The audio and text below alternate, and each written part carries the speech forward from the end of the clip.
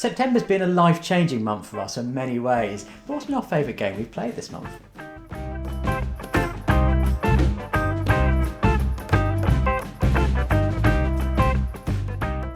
Hi, I'm Julian and this is Libby and we are BoxedMeeples. You can find us right here on YouTube but also on Instagram and Twitter. So what's been our favourite game of September? Well, this month we had a wonderful holiday to LA, amongst other places. And whilst we were there, we met up with one of our friends, Billy, Indiana. If you don't follow him already, do so. And we played a couple of games with him, one of which was Planet Unknown. And I really enjoyed the experience for just meeting up with gaming friends that you haven't actually met before, but you talk a lot to online. But the gameplay itself was great too. It was one of those sort of poly-omino tile placement games. I liked the fact that depending on where you were sat, depended on what you got to pick from. So there's sort of a larger tile and a sort of smaller tile that was in the row in front of where I was sat, and I could pick either one of those and sort of place them around, and you're trying to sort of fill up as much of the board. You can move your little rovers around to try to sort of get rid of some bits so you can actually place more tiles over the top of that area, and you're trying to get up the tracks to increase your points, and I ended up winning. You did. So that was fun. I really like the kind of Lazy Susan style rotation of the tiles. Yeah. And in 2-player, you actually play it so you sit opposite and you can kind of see the tiles coming up. Yes. And that kind of factors into the gameplay. But we played as a 6, so that was quite nice to sort of be restricted to this one section. Yeah, it made it kind of super tense because whoever's turn it was got to pick which part of the Lazy Susan they were going to pluck from, and you're like, no, don't choose that one because I desperately need that combination of tiles to fill in a gap. Yeah, because you're looking at not only the shapes, you're also looking at what colour terrain and how that's going to match up with what you need in terms of what you want to boost on your tracks and what it's going to sit next to, and the other elements that it's going to give you. So it was a lot of sort of, I really need that one. Please let that one come my way. And it was good because you didn't quite know when the game was going to end. It was a case of whoever took the last tile ended the game. So potentially you could avoid taking the last tile to elongate the game if you wanted to, or end it early if you knew you were in a winning position, which is what I attempted to do because I thought driving a rover around was a good plan. It wasn't. Yeah, but I had a great time and it was lovely to meet people. So it was just a really great gaming experience this month. Well, you're kind of talking about how often an experience or a moment in life can kind of elevate a game, that isn't, it's not the best game in your collection, but there's a special feeling that's connected to it, which is why I've picked the Rocketeer. Now, we can't get this in the UK, it's not available. Lots of kind of these games, the Disney licensed games, we can't get in the UK.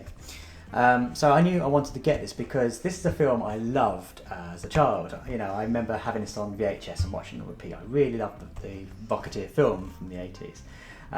Although, my bubble was slightly burst and I showed it to you and I started to see the cracks in that film. But anyway, I knew I wanted to get this game, particularly as it's been generally well reviewed. It's for a licensed game, people seem to really enjoy it. We weren't able to get hold of it anywhere in America. It seemed it had sold out, apart from on Amazon, and someone we know from a Discord group called Eric fixed us up, and he said he wanted us to have this because it was like an engagement present for us. Which I'm engaged on holiday. Which is another reason why I really wanted to get this, because I proposed at the Griffith Observatory in Los Angeles, which features in this game. It is, it's a whole location in the game. So that was a reason that I had to get my hands on this game. Emotional reasons aside, this is actually a really fun 2-player game. Yeah. You play, one side plays as the heroes, the other plays as the villains, and you're basically racing to kind of collect points by obscuring where the plans are. Basically, the plans of the rocket pack are somewhere amongst your player board, and your opponent has to grab it to basically get points. It has a kind of set duration of time, which can be longer or shorter depending on which cards are better drawn, and it's incredibly nicely tied to the film. There's certain bits. I don't know why I'm trying to avoid spoiling a 40-year-old film, but there's bits at the end where one character kind of changes allegiance, and that's reflected in the game. and you know, certain characters behave in ways that are in keeping with the characters from the film. It plays it kind of similarly to Villainous, I suppose, in that, you know, you're moving around locations on a board.